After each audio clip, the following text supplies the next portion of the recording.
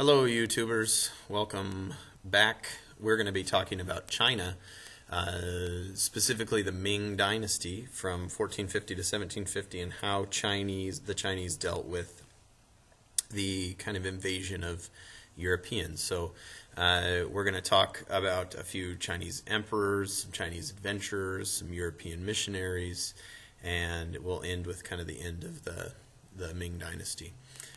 So we'll talk about, let's see here, who do I got on the list? Zhu Yuanzhang, who we will call Hongwu for the purposes of this video. Then Zhang Han, who we've mentioned before in the previous unit. We'll talk about Ricci and Schall, who were two European missionaries who came over to essentially convert the Chinese to Christianity.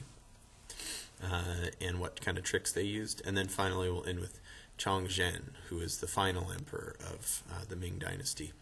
So let's start with Zhu Yuanzhang, who we will call Hongwu. So Emperor Hongwu was the first emperor of the Ming Dynasty.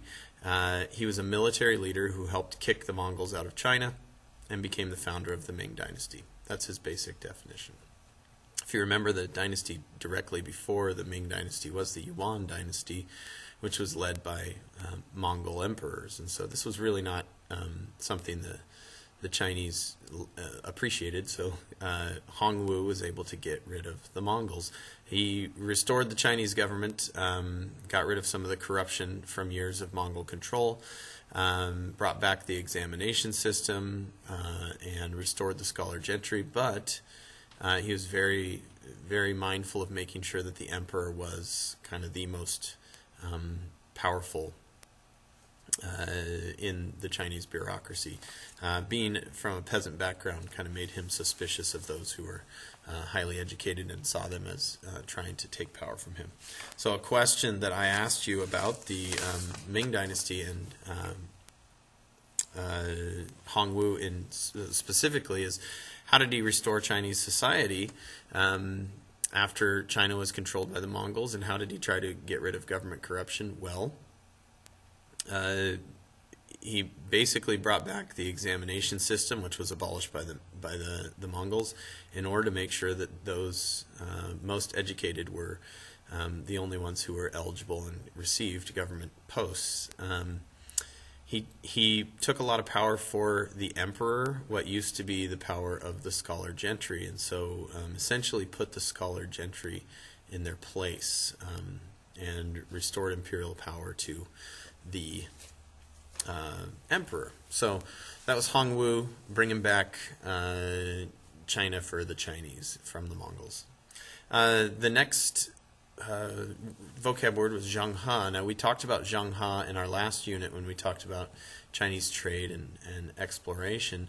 And Zhang Han was a Chinese explorer. He sailed in huge treasure ships, essentially to show the glory of the Ming Dynasty and spread Ming influence everywhere they went. His expeditions were very impressive, probably more impressive than Vasco da Gama and Columbus combined because of the size of his fleet. The ships were bigger. The amount of people that were involved was greater.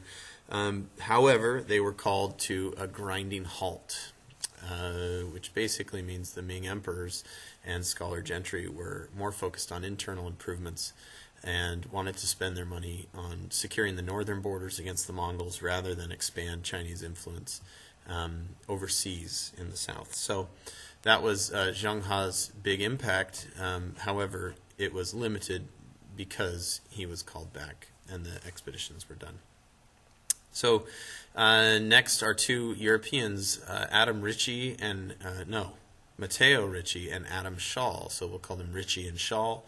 They were Jesuit missionaries, so these were Catholic missionaries from Spain, the Jesuits, and they came over to essentially try to convert the Chinese elite to Christianity. So instead of going toward the peasants, they said, we will attempt to convert the most powerful people in the country, and then the peasants will follow. So what? So these guys basically attempted to wow the Chinese with their technical skills. They were good at fixing clocks and making cannons and showing them their extensive knowledge and technology. And some of the elites in China were interested by them and thought they were real cool. And so, hey, why not look at Christianity? But most of the people distrusted them. They saw them as kind of barbarians, kind of made other elites kind of suspicious of them. And so they didn't gain a huge amount of support. One of the questions I asked for homework is, how successful were they in gaining converts? And the answer is not really very successful, because they essentially tried to just kind of amaze, like shock and awe, the Chinese elites.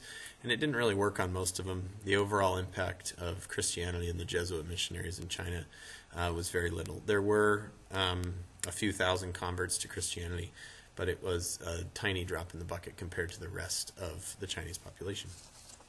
The last vocab word is Chongzhen, and Chongzhen was the last Ming emperor. This is the time period when essentially the imperial bureaucracy is starting to crumble, and the emperor, the position of the emperor was starting to have less control over China, and there was more invaders from the north. And so Chongzhen committed suicide and ended the Ming Dynasty. He was unsuccessful in keeping out invaders and unsuccessful in running the country effectively with the power that had been vested into the emperor. And so this ushers in the new Manchu dynasty, which is the Qing dynasty. So that's the end of the Ming dynasty. All right, next up we'll talk about Japan. Until then, be awesome and have a wonderful day.